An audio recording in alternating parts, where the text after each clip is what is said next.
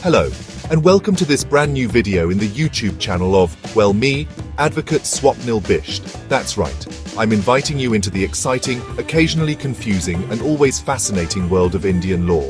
Now, if you're passionate about law, society, and the evolving legal landscape of India, first of all, congratulations on having excellent taste.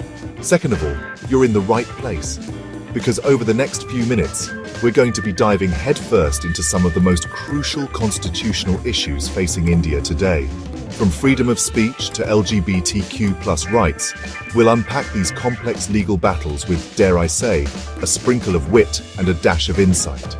Don't forget to like, share, and subscribe to Advocate Swapnil Bisht YouTube channel for more informative and, of course, creative content. Let's kick things off with a big one, shall we? Freedom of speech. The cornerstone of any democracy, enshrined in Article 19(1)(a) of the Indian Constitution. It's the right to express yourself freely without fear. Sounds straightforward, right? Well, not quite, because, as with most things in life, there are limits.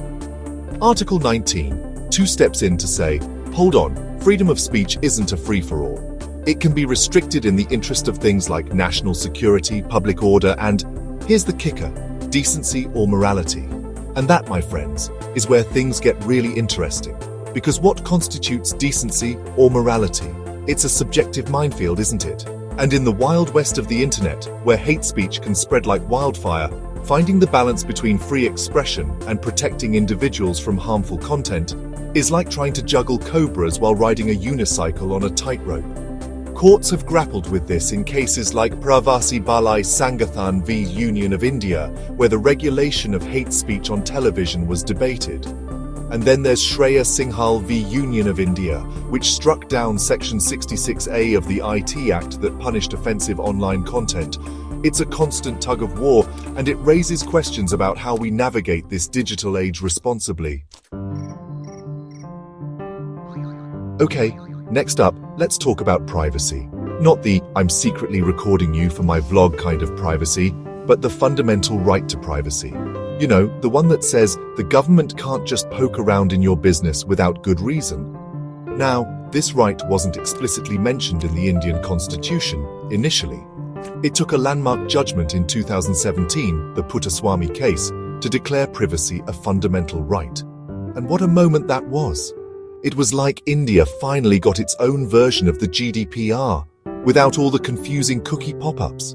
This judgment sent shockwaves through the legal system, leading to the creation of the Personal Data Protection Bill. Now, this bill has seen more twists and turns than a Bollywood thriller, but finally, in 2023, it emerged as the Digital Personal Data Protection Act. So, are we all set on the privacy front?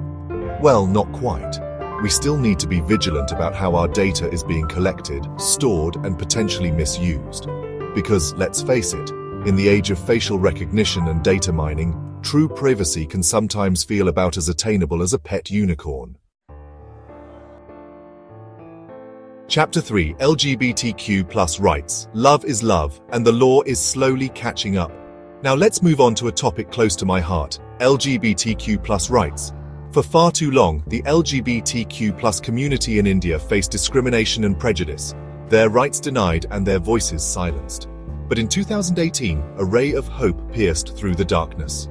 The Supreme Court, in a historic judgment decriminalized homosexuality by striking down Section 377 of the Indian Penal Code. It was a watershed moment, a victory for love and equality. But the journey didn't end there. The fight for full recognition and equal rights continues. Marriage equality, adoption rights, protection from discrimination. These are all crucial battles yet to be won. And while the 2023 Supreme Court decision urging the government to consider legal recognition for same-sex couples was a positive step, the path to true equality remains long and winding. It's a reminder that legal reforms are just one part of the equation. Changing hearts and minds, eradicating societal prejudice. That's the real challenge. Chapter 4: Citizenship. Who's in, who's out, and who decides? Okay, buckle up, because we're delving into the complex and controversial realm of citizenship with the CAA and NRC issue. In 2019, the Indian Parliament passed the Citizenship Amendment Act, or CAA, sparking widespread protests and debates that continue to this day. The CAA aims to provide a pathway to Indian citizenship for persecuted religious minorities from neighboring countries, but it explicitly excludes Muslims, and that's where the controversy lies. Critics argue that the CAA violates the secular principles enshrined in the Indian Constitution, creating a hierarchy of citizenship based on religion. Then there's the National Register of Citizens, or NRC, a proposed nationwide exercise to identify and weed out undocumented immigrants. While the government argues that the NRC is necessary to tackle illegal immigration, concerns about its implementation and potential for disenfranchisement, particularly among marginalized communities, are widespread. The CAA-NRC debate is a potent reminder of the complexities surrounding citizenship, identity, and belonging in India, raising fundamental questions about who gets to be considered Indian and who gets left out. Chapter 5. Judicial Power. With great power comes... well, you know the rest. And finally, let's talk about the Indian judiciary. Often hailed as the guardian of the Constitution, the judiciary plays a crucial role in upholding the rule of law. But with great power comes great responsibility, and the judiciary is not immune to scrutiny. One of the most debated aspects is the collegium system, the opaque process by which judges appoint judges.